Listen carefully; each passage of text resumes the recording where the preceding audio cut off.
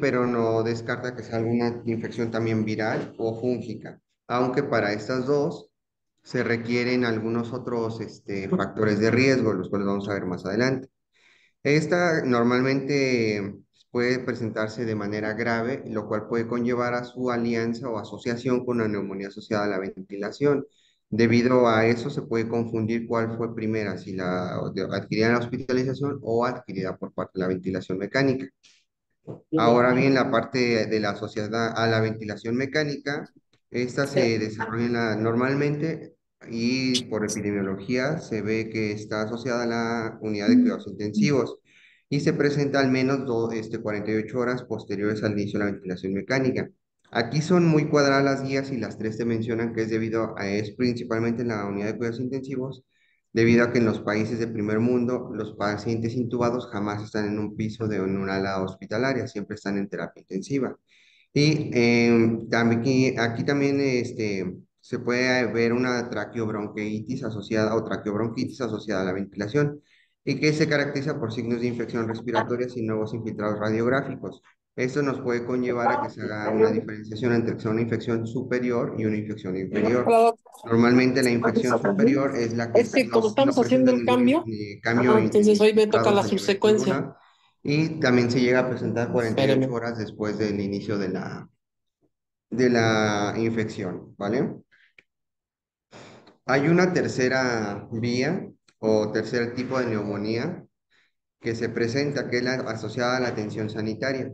Y esta se desarrolla en pacientes no hospitalizados que tienen múltiples factores de riesgo para ser colonizados por patógenos multidrogoresistentes nosocomiales. Y estos normalmente son pacientes que han estado hospitalizados al menos 2 días en los últimos 90 días previos al desarrollo de los síntomas.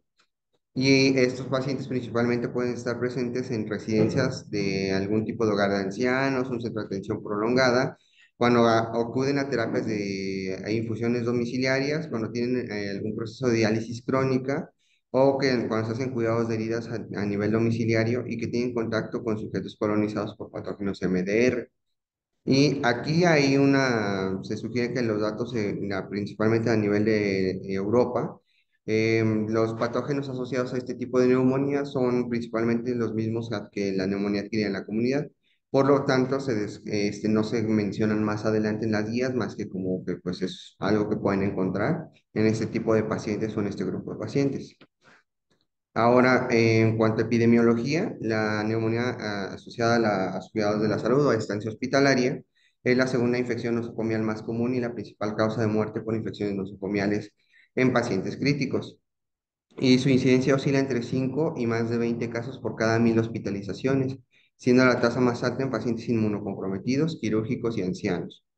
Y la presencia de este tipo de neumonía es un promedio de entre 7 a 9 días, se presenta entre 7 a 9 días posterior al ingreso del paciente y se ha informado que produce un costo excesivo de hasta $40,000 por cada paciente que presente este tipo de infecciones. En cambio, la neumonía asociada a la ventilación mecánica tiene una incidencia que sigue siendo muy alta a nivel Europa, a nivel Estados Unidos, son los que más datos tienen, que son hasta el 50% de sus pacientes. O sea, más de la mitad la mitad o más de la mitad presenta neumonía asociada a la ventilación mecánica en cuestión de uso de ventilación mecánica. Y normalmente son pacientes que tienen traumatismos, lesiones cerebrales o que están relacionados con un nivel de conciencia deprimida a su ingreso a la terapia intensiva o al ingreso a la unidad de atención de urgencias y pasan a terapia intensiva. Aquí por aproximadamente un tercio de los casos de la neumonía nosocomial, la mayoría de ellos adquieren la UCI y como les comentaba, van de 2 a 16 episodios por cada 1000 días asociados a días ventilador. Y hay un riesgo de neumonía a la ventilación con mayor, se estima con mayor probabilidad a mayor tiempo de estancia. Se estima que es de un 3% en el primer día, durante los primeros 5 días de ventilación mecánica, se asocia a un 2% más de riesgo por cada día, del día 5 al día 10 de ventilación, y se le agrega un 1% más de riesgo por cada día después de los 10 días de ventilación mecánica. Entonces, si lo van viendo, sumario todo esto, si los primeros 5 días tenía 3% más por cada día, después 2% más por cada día, después 1% por cada día, pues es bastante elevada la probabilidad de desarrollar una neumonía. En cuanto a la etiología, se considera que puede ser causada por un amplio espectro de agentes bacterianos, principalmente, aunque también se considera que puede ser polimicrobiano y rara vez se debe a patógenos virales o fúngicos en huéspedes que son inmunocompetentes. Dependiendo del tipo de centro hospitalario donde se obtiene la epidemiología, por ejemplo, aquí, pues si nuestra población es más inmunosupresa, por ejemplo, nuestros pacientes con cáncer y eso, pues es más común que pudieran desarrollarlo, más no va a ser la mayoría de la población. Los patógenos comunes incluyen bacilos aerobios gram negativos como Pseudomonas aeruginosa, Escherichia coli, Klebsiella pneumoniae y algunas especies de Acinetobacter. Al menos eso es lo reportado en las guías europeas. En las guías de Estados Unidos han surgido también infecciones causadas por gram positivos, sobre todo cocos como es el Staphylococcus aureus, pues, particularmente el resistente a meticilina. Y la frecuencia también de patógenos MDR que causan neumonías asociadas a la hospitalización pueden variar entre cada hospital.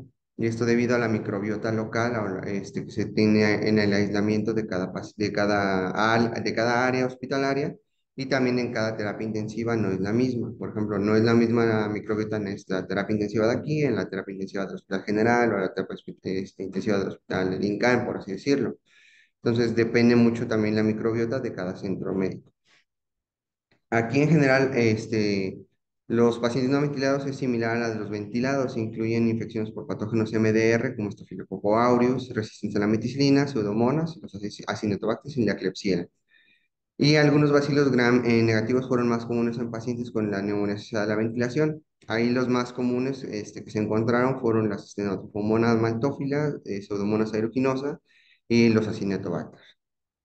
Ahora, en cuanto a la patogénesis que mencionan las tres guías, pues normalmente esto se asocia a la presencia de dispositivos médicos, el medio ambiente que puede ser debido al aire, propiamente de qué tan viciado esté el aire dentro del centro médico, el agua, los equipos y los fomites.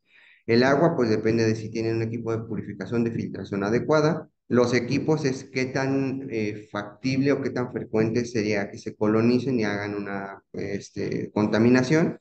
Y los fomites propiamente es en cuanto al personal médico y al personal de enfermería, al personal que está asociado a la movilización de pacientes, que en cuanto al lavado de manos, porque comúnmente se asocia que la transferencia de microorganismos se dé de personal médico hacia el paciente.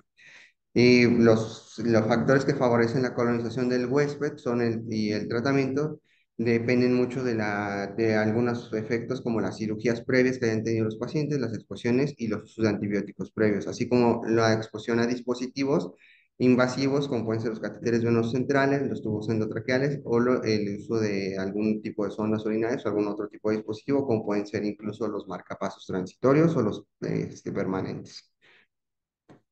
Ahora bien, en cuanto a la patogénesis, la principal que se asocia para la neumonía asociada a la hospitalización es la aspiración de patógenos orofaringios y en algunos casos a la fuga de las secreciones que contienen bacterias alrededor del manguito endotraqueal. Entonces, si se dan cuenta, pues la vía de entrada de los patógenos en ambas situaciones es la misma, casi siempre la vía orotraqueal. Y aquí puede ser una gran variedad de bacterias, porque esto depende del tracto respiratorio superior, la capacidad de eliminación de los mismos por parte del paciente, pero pues es más complejo en los pacientes que están intubados. Aquí la inhalación o inoculación directa de patógenos en la vía respiratoria inferior, pues puede también ser debida a otro factor, como puede ser la propagación hemática, debido a catéteres intravenosos infectados, también la localización bacteriana desde el lumen del tracto gastrointestinal, pero esta suele ser poco frecuente por la vía de la traslocación, en cuanto lo mencionamos como por ejemplo los hepatópatas que decimos que hacen más fácil traslocación bacteriana, no es tan común que ellos te generen una neumonía asociada a la traslocación propiamente.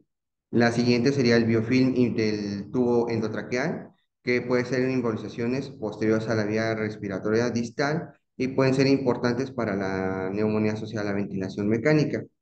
Y el último que también se considera es el estómago y los senos paranasales, que pueden ser depósitos de algunos patógenos nosocomiales a largo plazo y esto contribuye a la colonización bacteriana, tanto de la orofaringe como de algunas otras zonas. Aquí por eso es que se recomienda en muchas ocasiones que en la zona nasogástrica en un paciente intubado no se coloque precisamente nasogástrica, se coloque orogástrica porque al instante de tener en nosotros el dispositivo a nivel nasal puede generar una pansinusitis o una sinusitis del lado de la colocación de la sonda, y entonces eso puede ser un depósito, un reservorio del agente patógeno que cause la neumonía.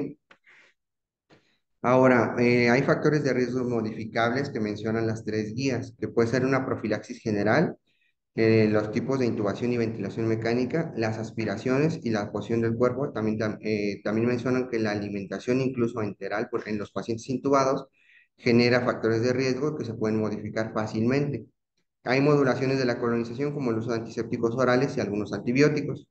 Y el último, siempre hay una profilaxis que puede ser por el sangrado por estrés, transfusiones y la hiperglucemia. Entonces, como profilaxis general, aquí lo que más recomiendan es que se haga una desinfección manual con alcohol y también lavado de manos para el personal sanitario que entre en contacto con el paciente. Pese al uso de guantes, se recomienda que se haga un lavado de manos porque somos el principal causante de fomites de transmisión intrahospitalaria de los agentes, tanto MDR como no MDR, en los pacientes que atendemos.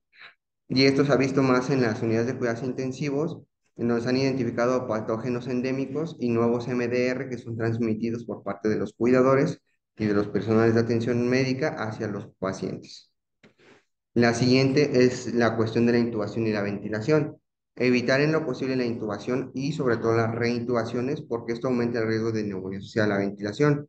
Se prefiere en lo posible una ventilación no invasiva. En caso de que pueda ser posible antes de una ventilación invasiva, es lo recomendable, siempre y cuando el paciente tenga la capacidad de protección en cuanto a la deglución. Si no la tiene, se aumenta el riesgo de hacer un embolismo propiamente de los microorganismos a nivel de la cavidad oral.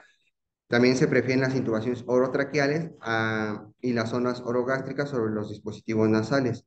Hay entrenamientos especiales para hacer una intubación nasotraqueal en los cuales pues, se sabe que puede ser un salvamento del paciente, pero eso puede hacer un arrastre de toda la microbiota nasal y pues generar algún evento. Y pues, a la par lo mismo con las sondas nasogástricas. Si lo han visto algunos en algunas rotaciones, no vamos a decir nombres ni servicios, cuando ponemos sondas nasogástricas, ¿qué es lo que primero que dicen? Cuando no pasa la sonda, desinfla el manguito. Entonces, al desinflar el manguito, pues pierdes la coaptación de la tráquea y pues si estás arrastrando la zona nasogástrica con toda la microbiota y todo eso, pues en dónde creen que se va a ir la aspiración de todas esas secreciones. Si desinflaste para que pase la sonda, entonces es preferible pues, colocarla orogástrica, ¿vale? Y hay un sistema o mecanismos de aspiración continua de secreciones subglóticas que puede reducir el riesgo de la neumonía asociada a la ventilación. El mecanismo o sistema que usamos aquí en el hospital, en el cual pasamos la sonda a través del tubo, no es lo ideal. Hay mecanismos ya circuitos cerrados en los cuales los ventiladores más modernos colocan un propio sistema de aspiración de secreciones a través del tubo por un dispositivo subglótico en el cual reduces el riesgo de una infección por parte del arrastre a través del tubo, porque pues a partir de la colocación del tubo se empiezan a formar los biofilmes en caso de que no se manipule adecuadamente el tubo orotraqueal. Aquí también debemos de mantener una presión de manguito endotraqueal adecuada, que son aproximadamente 20 centímetros de agua para evitar que los patógenos se logren hacer una infiltración a través de la mucosa traqueal. También es importante recordar que pues, no debemos de exceder los 35 porque es cuando iniciamos una isquemia de la mucosa traqueal, es cuando podemos propiciar una estenosis subglótica. También podemos reducir la duración de la intubación y la ventilación mecánica para prevenir la neumonía, y esto se logra mediante los protocolos de extubación temprana, que es con las pruebas diarias de Winning, en caso de que el paciente así lo permita, o en paso a la traqueostomía, la traqueostomía temprana, en caso de que el paciente no sea candidato a una extubación temprana. Hay que mantener también los niveles adecuados de personal en las terapias intensivas, que es donde principalmente se manejan a los pacientes con intubación, para reducir el tiempo de la estancia, mejorar la práctica de control de infecciones y reducir la duración de la ventilación mecánica.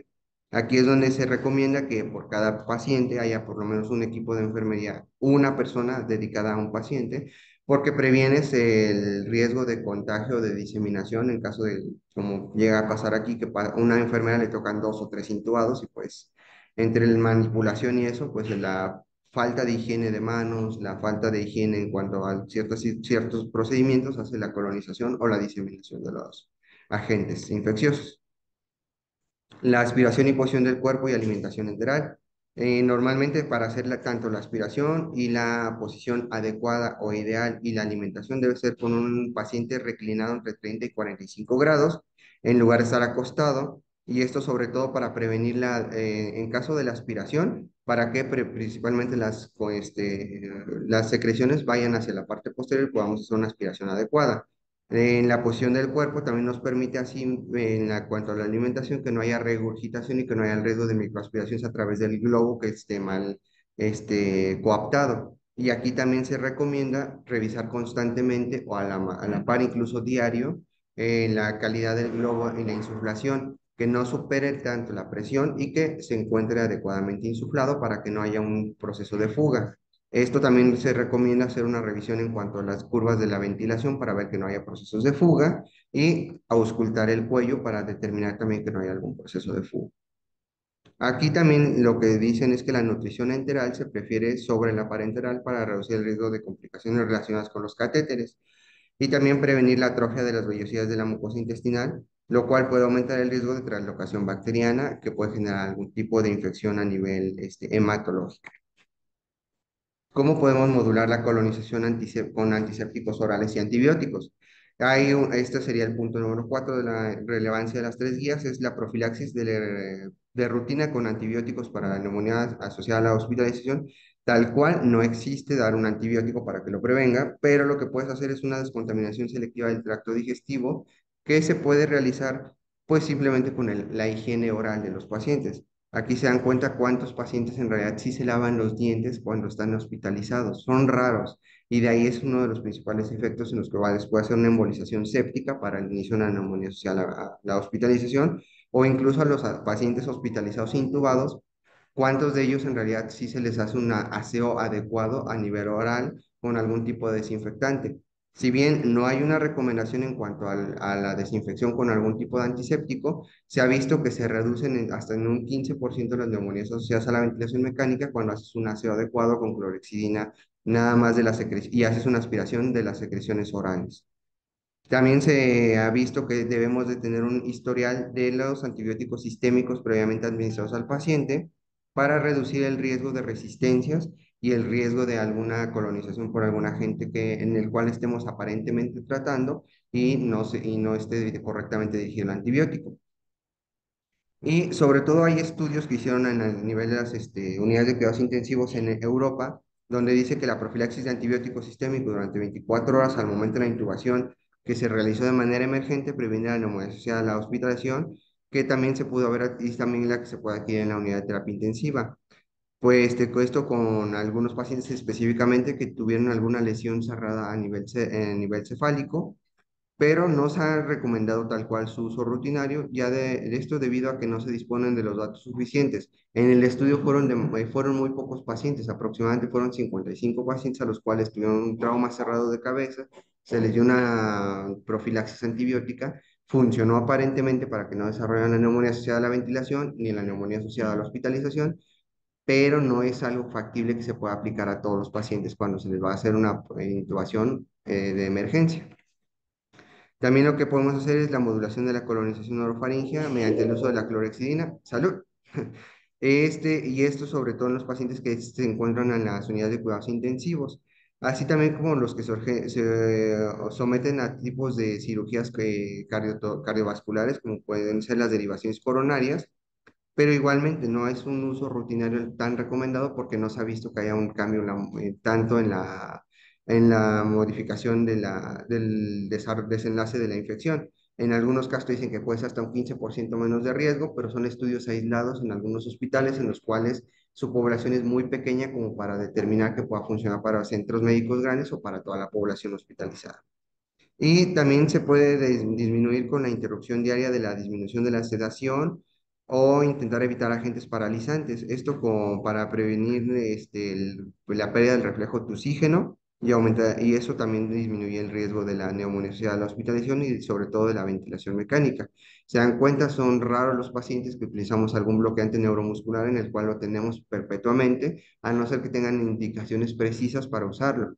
Y este es uno de los factores, sobre todo, para que puedan hacer un correcto aclarado cuando lo despertemos y tengan un reflejo de oxígeno efectivo para que no tengan una éstasis de las secreciones. Ahora, la profilaxis de sangrado por estrés y las transfusiones e hiperglucemias. Hay datos comparativos aquí en algunos estudios aleatorizados que sugieren una tendencia hacia la reducción de la neumonía asociada a la ventilación mecánica usando sucralfato, pero hay una mayor, tasa ligeramente mayor de sangrado gástrico que puede ser clínicamente significativo. Y es ahí en comparación con los antagonistas H2 que se ha visto esta significancia. Entonces, si es necesario la profilaxis de sangrado por estrés con antagonistas H2 alfato, se puede aceptar incluso con el omeprazol, que es que es un IVP, se acepta que se utilice para prevenir los sangrados. Y no se ha visto que aumenten más el riesgo de las neumonías asociadas a los cuidados de la salud o de la ventilación mecánica. Lo que sí es recomendable es mantener los niveles de la glucosa sérica con infusiones de insulina en lugar de con administraciones subcutáneas. Esto para mantener una correcta nivel sérico de glucosa entre 80 y 110 o entre 80 y 180, dependiendo de los niveles que deseemos en cada paciente, debido a que la constante aplicación subcutánea o intravenosa directa a los pacientes con la insulina puede aumentar el riesgo de una inoculación de algún agente patógeno. Por eso se prefiere mejor la infusión directa a través de un catéter, aunque pues el propio catéter puede generar una infección. Entonces, ¿alguna recomendación para el diagnóstico? Aquí todos los pacientes deben tener un historial médico completo, previamente con una historia clínica y someterse al examen físico de manera rutinaria para determinar la gravedad de la neumonía y su avance. Debemos de excluir las potenciales fuentes de infección y se deben buscar específicamente las condiciones que pueden determinar las infecciones. Y todos los pacientes deben tener al menos una radiografía de tórax y preferiblemente posterior anterior y lateral si es que no se encuentran intubados. Si se encuentran intubados, se pueden realizar de manera portátil para determinar las nuevas apariciones de lesiones a nivel pulmonar. Y esta puede ayudar a definir la gravedad de la neumonía, si es multilobar o no, y la presencia de complicaciones como algún tipo de derrame o cavitaciones. Aquí en lo que les contaba al inicio, puede diferenciarse una neumonía asociada a la ventilación mecánica de una traqueobronquitis purulenta asociada a la ventilación mecánica. ¿Cuál es la diferencia? Pues la traqueobronquitis propiamente va a ser arriba de vía aérea superior, se puede presentar y uno puede decir, se están aspirando más secreciones purulentas, pero en la nivel de la radiografía no es tan factible encontrar algún tipo de infiltrado o algún tipo de lesión. De hecho, es muy raro encontrar en ese aspecto porque casi siempre cuando aparecen este tipo de secreciones purulentas encontramos algún tipo de infiltrado a nivel basal. Y la colonización traqueal es muy común en pacientes intubados, pero en ausencia de hallazgos clínicos no es signo de infección y tampoco requiere una terapia ni evaluación diagnóstica. Esto debido a que propiamente el dispositivo colocado pues puede generar que haya más fácilmente paso de agentes si no se realiza un correcto aseo de manos de los tratantes o de los que manipulan estas cuestiones de los circuitos cerrados. Ahora, la saturación de oxígeno arterial debe medirse en todos los pacientes para determinar la necesidad de oxígeno suplementario. En todos los pacientes en los que se sospecha una neumonía asociada a la ventilación mecánica deben de tener hemocultivos, reconociendo que un resultado positivo puede indicar la presencia de neumonía o infección extrapulmonar. Entonces, no necesariamente un hemocultivo positivo sin clínica de pulmonar quiere decir que sea neumonía, sino puede ser una infección hematógena, pero se corre el riesgo de alguna diseminación hematógena propiamente que pueda desarrollar un foco primario, un foco secundario neumónico, por lo cual debemos de estar al pendiente de esa cuestión. Se debe realizar una toracocentesis diagnóstica para descartar un empiema o un derrame en caso de que el paciente desarrolle alguna colección de líquido peripulmonar o pleural propiamente para su estudio. Se deben obtener muestras de secreción del tracto respiratorio inferior de todos los pacientes con sospecha de la neumonía asociada a la hospitalización o de neumonía asociada a la ventilación mecánica para determinar los cambios específicos de antibiótico. Y en el caso de las muestras de aspirado bronquial, se puede hacer a la par un lavado bronquial alveolar o una muestra de cepillado que sea protegida con técnica estéril a través de una broncoscopía, que sería lo más recomendado para determinar el agente patógeno y no se haga contaminación, en algunos casos por los medios de aspiración clásicos. En ausencia de una sospecha clínica de neumonía asociada a la hospitalización o de tracobronquitis nosocomial, no se deben obtener hemocultivos del tracto respiratorio, cultivos del tracto respiratorio, porque finalmente sería solo desperdicio de recursos, porque no hay como tal un cuadro clínico que nos determine que van a servir y nos pueden desorientar o desubicar en cuanto al diagnóstico propiamente, debido a que, pues, si sale con algún tipo de resultado que sea por alguna contaminación, por la mala manipulación, pues podemos dirigir mal a nuestra terapéutica. El cultivo estéril de las secreciones bronquiales en ausencia de un nuevo antibiótico en las últimas 72 horas, pues descarta la presencia de una neumonía bacteriana, pero aún es posible una infección viral o por legionela en algunos casos, que entonces debe sospecharse. Si esos pacientes presentan o sea, signos clínicos de infección, se debe investigar un sitio extrapulmonar de infección cuando se determina que a nivel radiológico y clínico no se completa el cuadro de neumonía. Y en caso de los pacientes que tienen SDRA, en los que es difícil demostrar el deterioro de las imágenes radiográficas, al menos uno de los tres criterios clínicos u otros signos de neumonía, como la inestabilidad hemodinámica o el deterioro de los gases en la sangre, deben de realizarse pruebas diagnósticas de algún tipo de infección que pueden estar concomitantes o que puedan ser los generadores del SDRA. Ahora, en cuanto a las recomendaciones clínicas, pues este es un cuadro que viene en la guía de la ITSA, que pues prácticamente es un resumen de lo que acabamos de comentar. En caso de las tres tipos de neumonía, los asociados a la hospitalización, a la ventilación o a los cuidados de la salud, pero fuera de algún centro médico, se debe obtener una cultivo del tracto respiratorio inferior, ya sea con una muestra que tenga y se haga cuantitativa o semicuantitativa y aparte microscópica. Si alguna de las dos sospechas te da negativa y necesitas realizar un chequeo nuevo, puedes realizar una radiografía, tomar nuevos estudios de laboratorio, tomar la temperatura, la oxigenación, valorar la calidad del esputo, cambios hemodinámicos o disfunción orgánica. Si hay mejoría clínica en las 48 a 72 horas, pues puedes detener los antibióticos. Si sale positivo el cultivo, pero tienes ya la identificación, puedes hacer un descalamiento del antibiótico y tratar específicamente a los pacientes entre 7 y 8 días con el antibiótico determinante. En caso de que no haya una mejoría clínica y los cultivos sean negativos, hay que buscar de manera intencional algún otro patógeno o algún otro foco de infección. Si es positivo el cultivo y no hay un mejoramiento clínico en las 48 a 72 horas posteriores, hay que hacer un ajuste de la antibioticoterapia, hay que hacer una búsqueda intencionada de los patógenos y sobre todo aquí considerar otros procesos, otros protocolos de diagnóstico y sobre todo mejor investigación en cuanto al patógeno para resistencias y para tratamientos específicos. En cuanto aquí a las estrategias diagnósticas, pues son aspirados de las secreciones de la vía aérea inferior, se deben hacer los cultivos, los hemocultivos, y que tengan esto sobre todo estandarizaciones específicas para los laboratorios para que nos den lo más pronto el resultado, pero sin que sea un resultado alterado. Si hay una alta probabilidad de neumonía en el examen previo o en el 10% de los pacientes con evidencia de sepsis, se requiere también una terapia rápida de antimicrobiano, la cual puede ser empírica y después dirigida conforme a los resultados de los cultivos, y los cultivos semicuantitativos de aspirados traqueales no pueden utilizarse con tanta fiabilidad como los cultivos cuantitativos para definir la presencia de neumonía y la necesidad de terapia antibiótica. Hay unos cuantos en los cuales nos dicen la cantidad de unidades formadas de colonias, hay unos que nada más te dicen la presencia y el antibiograma dependiendo de esos. Entonces es preferible cuando nos dan un cuantitativo puro en el cual nos determina las unidades formadas de colonias y los antibiogramas dirigidos para que nos puedan apoyar en el caso de contar con el servicio de infecto o en el caso de que no contemos con ellos para que podamos hacer una terapia dirigida. Aquí, si no se dispone de muestras broncoscópicas inmediatas al inicio de la sospecha, se puede hacer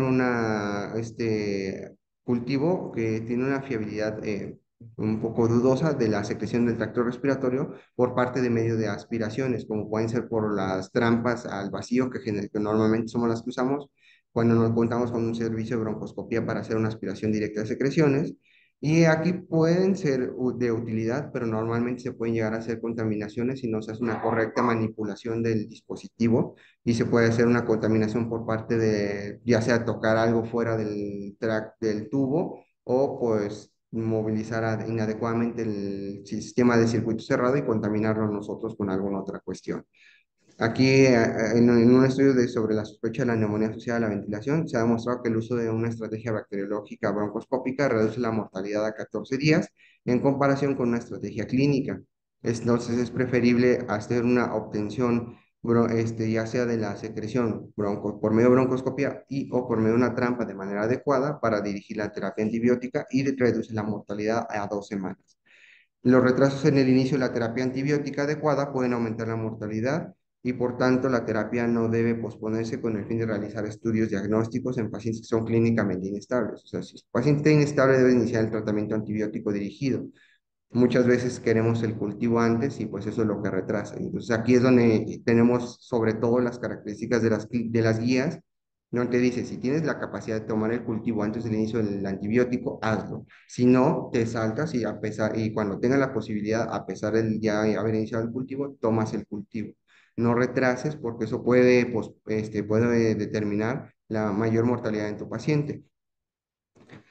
Y como parte de los tratamientos, yo no lo voy a dar más a fondo, más que mencionarlo general, porque va a haber una clase específica de los tratamientos que va a ser, me pasa el día lunes. Nos dice que los principales agentes que ya les había comentado, que son los estreptococos, los hemófilos, los estafilococos meticilino sensible y meticilino resistente, cómo se van a ir tratando en este caso. Esta tabla viene en la guía de la ITSA, que es la del 2016, que es la más reciente publicada. Tiene algunas actualizaciones recientes a partir del 2022, me parece, porque en la época del COVID, en la cual se hicieron ya guías específicas para tipos de para las pseudomonas y para los acinetobacterios. Pero en general, para la neumonía asociada a la ventilación mecánica, como tema general, solamente está esta guía, la última que reencontré, y te dice las recomendaciones de antibióticos, que son a base de ceftriaxona, levofloxacino, moxifloxacino o ciprofloxacino, en dados casos ampicilina sulbactam o incluso ertapenem. La siguiente que nos dice son el tratamiento para las neumonías asociadas a la hospitalización, asociadas a la ventilación mecánica y asociadas a los cuidados de la salud en pacientes que desarrollaron una infección después de larga estancia o que tienen un riesgo para infecciones para infecciones por agentes MDR. En este caso, los agentes están citados en las mismas, son en el mismo orden, son las pseudomonas encabezando los cuadros de los patógenos MDR, después las Klebsielas y después los Acinetobacter. Aquí lo que se recomienda son agentes cefalosporinas antipseudomónicas como el cefepime, la acidima.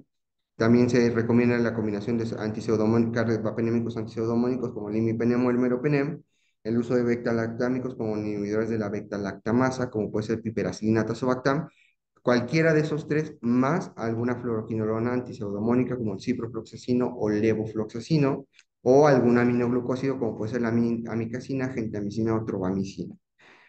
Y en caso de que tengamos algún agente de estafilocócico meticilino resistente o una legionela neumófila, podemos agregar a esos dos previos, cualquiera de los que elijamos de los tres primeros más el segundo, agregar en tercer caso linesolid o vancomicina.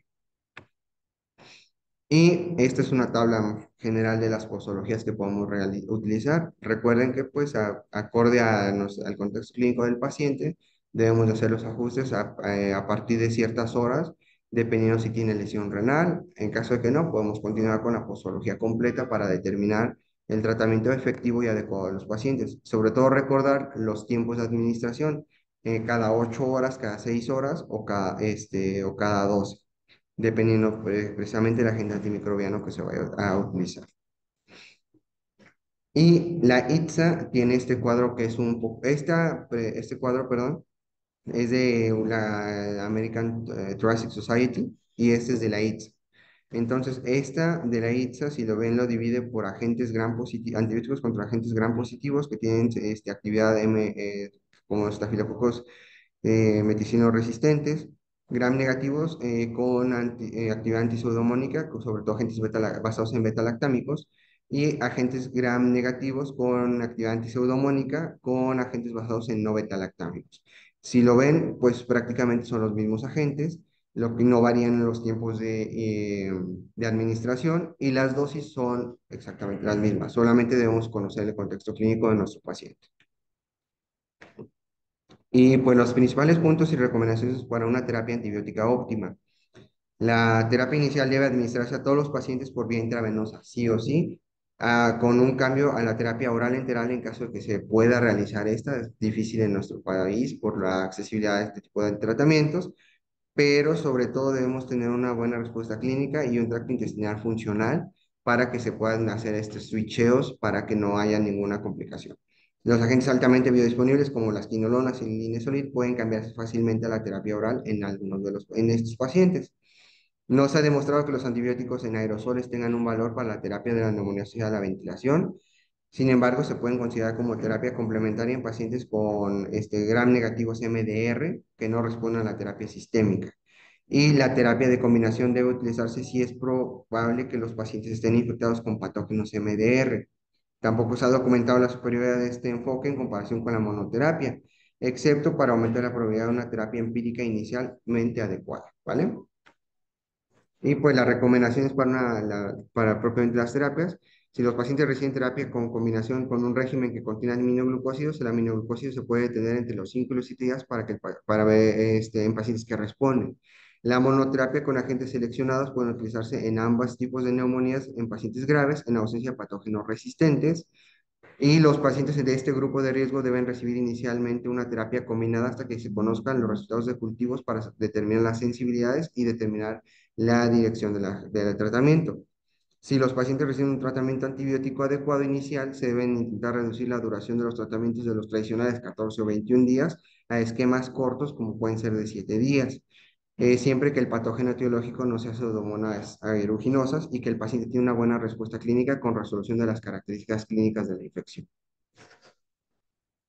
Y sería todo. ¿Tiene alguna pregunta?